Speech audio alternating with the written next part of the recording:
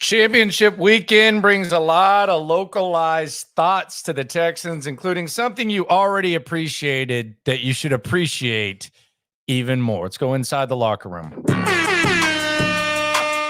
Yeah. Yeah. It's the locker room on YouTube.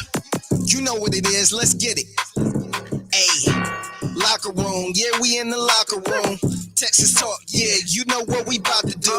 Localize every angle's what we really do. We the source. We the pulse of the city too. Landlocked. Got the game in the headlock. Localize every time. Can't stop. Won't stop. It is the locker room, number one source for Texans daily digital content. I'm Landry Locker. You can catch me Monday through Friday, 10 to 2, Sports Radio 610, and the Odyssey app. Going to be at the Super Bowl next week in Vegas.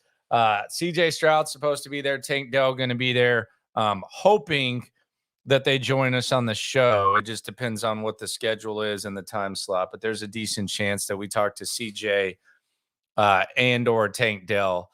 So be on the lookout for that on Sports Radio 610, which you can see here every day on YouTube from 10 to 2. I want to touch on what happened during championship weekend and how DeMeco Ryans is kind of connected to this Super Bowl. The most controversial thing that happened this week was obviously Dan Campbell just completely going moron and costing his team a chance to end their Super Bowl drought. And the thing that I hear the most from the Dan Campbell apologists are, well, that's how Dan Campbell coached to get there. So why would you change in the playoffs? And it got me thinking that I am very, very, very, and this is thought one from championship week that crossed my mind. I'm very happy that DeMeco Ryans isn't a bit coach like Dan Campbell. I think Dan Campbell, if Ed Orgeron and Nick Sirianni had a baby, I think it would be Dan Campbell.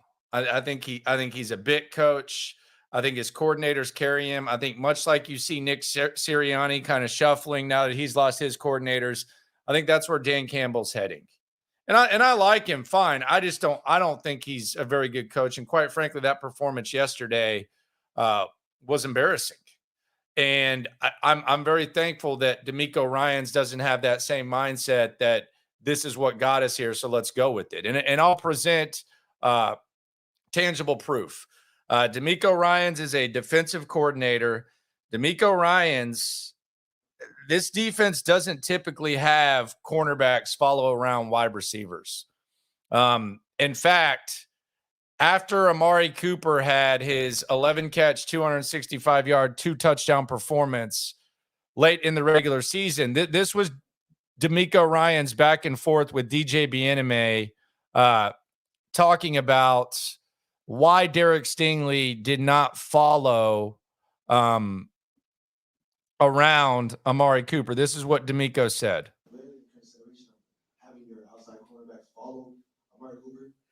No, that's not what we do. When we talk about following guys, it's not a matter of following him. It's a matter of guys playing the coverage well. We got a guy double team and he still catches the ball, and that's a problem. We got to play ball better. All right, there you go. So he says that's not what they do. And it's not what they did. However, unlike Dan Campbell, DeMeco Ryans is actually willing to adjust in the playoffs in order to put his team in the best position to win. This was DeMeco Ryans after Derek Stingley followed Amari Cooper the next time around, talking about that. When we needed it most, our defense had their best performance of the year. In the biggest game of the year, they stepped up, had an outstanding performance, and were the reason why we won this game, why we were able to finish in the second half. Stingley, again, did an unbelievable job on Cooper. And we limited him to, 4 catches. So it was an outstanding job by Sting. He was up for the challenge, up for the matchup. And that's what playoff football is about. It's about your playmakers stepping up, making plays. And that's what Stingley did all day today. And there you go. And that's why it's fortunate that the Texans don't have a bit coach, because even when you have that opportunity, it can completely come tumbling down like it did with the Detroit Lions. And the analytics thing's a little bit weird. I don't want to make this like an analytics discussion. I don't understand the selectiveness, the selective numbers, which are used to justify stupidity. I don't understand why, when you need 2 scores, and both Baltimore and Detroit did this, why you don't go for the field goal early on. Because the goal, if we're going to talk percentages, should be avoid an onside kick, right? I mean, what's the percentages of onside kicks? It's like 10%. And I heard people talking about, well, Detroit converts half their 4th and shorts. Okay, they're not playing San Francisco when they do that. Like, you got to have some sort of feel of a game. And my biggest thought here was on Championship Sunday, as we localize it, because it is a Texans channel, so that's how we look.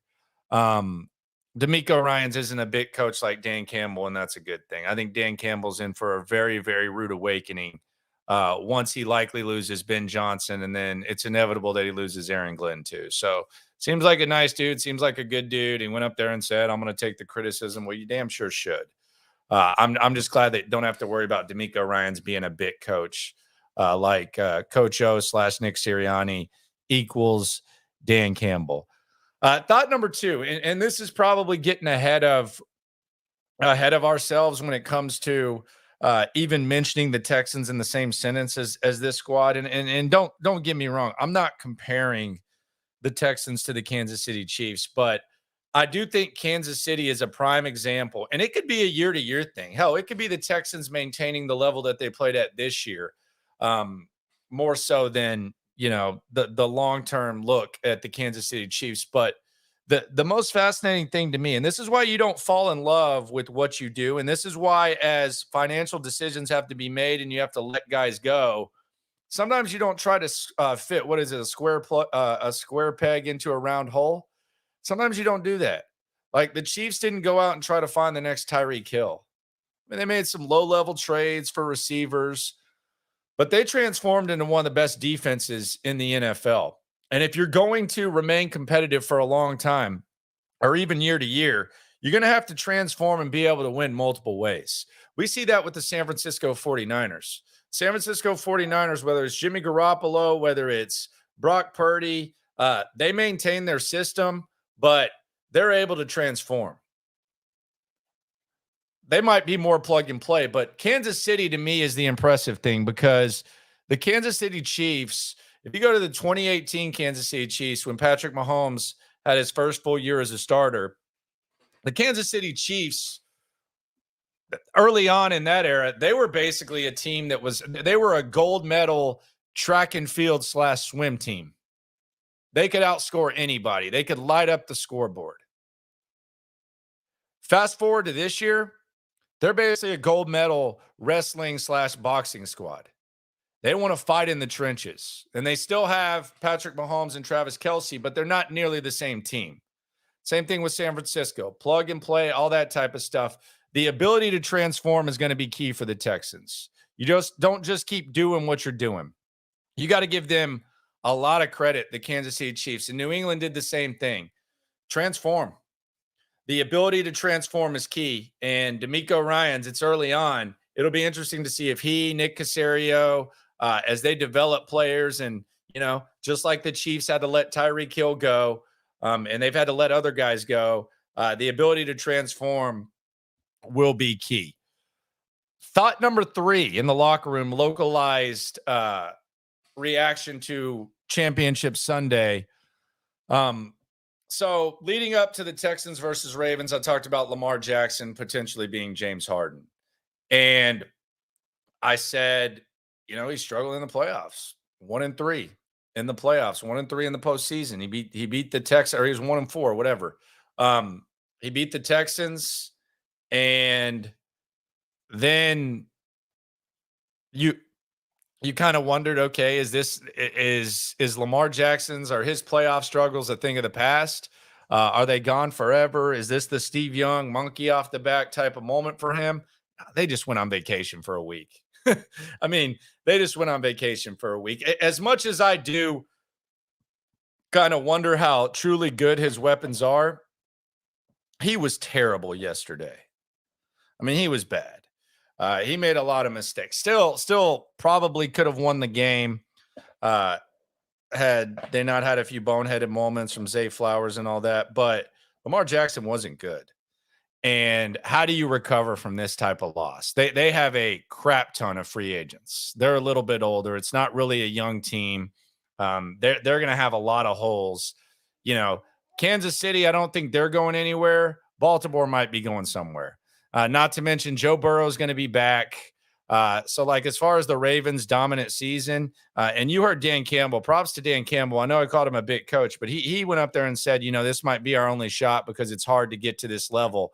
Baltimore's been to that level before, but with what went down yesterday, I just wonder, was that an opportunity to catch lightning in a bottle that they missed? But the Lamar Jackson and the Ravens situation is going to be interesting to look to see how they bounce back because, yeah, they outmanned the Texans, but they just completely got all the blunders aside. As far as the physicality of that game, the Chiefs just roughed them up.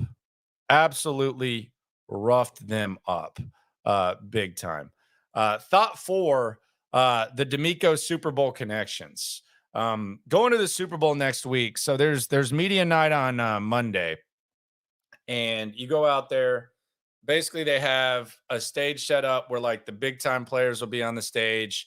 And then literally in the middle, guys are just sitting there. So John Weeks would probably be if the Texans ever got to the Super Bowl, John Weeks would just be sitting by himself chilling. Or some of the other guys on the Texans. Chris Boyd. Shout out to Chris Boyd. But they would just be sitting there chilling. There are a lot of DeMeco Ryans connections in this game. The Texans traded him to the Eagles. Andy Reid was his coach for a year. He coached in San Francisco under Kyle Shanahan.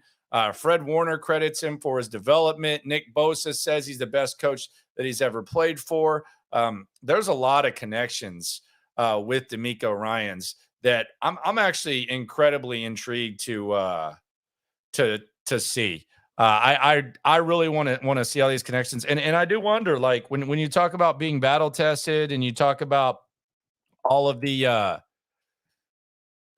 all of the wars that the Warriors or that the Ravens have gone through and the Chiefs, how battle tested DeMeco Ryans has been is interesting. And there's a lot of guys that I'm going to be able to talk to about this. So be on the lookout for the shorts and the videos because I'm gonna be sure to talk to a lot of these guys. Like Tashawn Gibson, he was here with O'Brien and he played for DeMeco for a year. So what does Tashawn Gibson think about him? How does he compare that?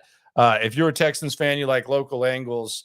I pride myself in being the king of localizing. So we'll have plenty of angles there, and there's plenty of connections with DeMeco Ryans. Thought 5 from Championship Sunday localized. Now we're getting really in the sticks here. We've talked about the offense. We've talked about the defense. Special teams. Don't mess around with the kicker if you're the Texans. Bring back Fairbairn. The Lions, I don't know if fear of their kicker was part of the reason that Dan Campbell made the silly decisions that he made. I've seen these corny numbers, but don't mess with the kicker. Don't mess with the punter either. Special teams, very important. Just one shake punt can completely end your season. So thought number 5, yes, we're getting in the sticks. Do not play with the kicker. Do not do that. How close are the Texans to getting to Championship Sunday? They got the quarterback. They got the coach. You feel like they got the GM. They're probably going to need some offensive weaponry, and they're probably going to be a mix of all these teams. Does that mean that they're going to have as good of a quarterback as Patrick Mahomes / Lamar Jackson? Maybe not. But systematically, they're going to have the same philosophies that San Francisco has on offense. Hopefully, they invest in the running back position like San Francisco and Detroit did. And they're going to have a battle-tested coach who, fortunately, is not a big coach. So it'll be really interesting. They're going to have to. They're definitely going to have to build the roster. But there's going to be a lot more opportunity to improve the roster because I think Houston is a place where a lot of guys are going to want to play. We shall see. Appreciate everyone for coming through. Be sure to subscribe, like, right along. I'll be at the Super Bowl next week. Videos daily, multiple ones, the interviews, but I'll have videos scheduled for y'all as well. Let me know what you think about championship weekend. What thoughts crossed your mind? Appreciate y'all for coming through. Always remember, when it comes to this Texan stuff, we're all in it together. Have a good one. It's the Locker Room on YouTube. You know what it is. Let's get it. Hey, Locker Room. Yeah, we in the locker room. Texas talk. Yeah, you know what we about to do. Localize every angle's what we really do. We the source. We the pulse of the city too. Landlocked. Got the game in the headlock. Localize every time. Can't stop, won't stop. Yeah, we top 2 and we not too. Plugged in daily.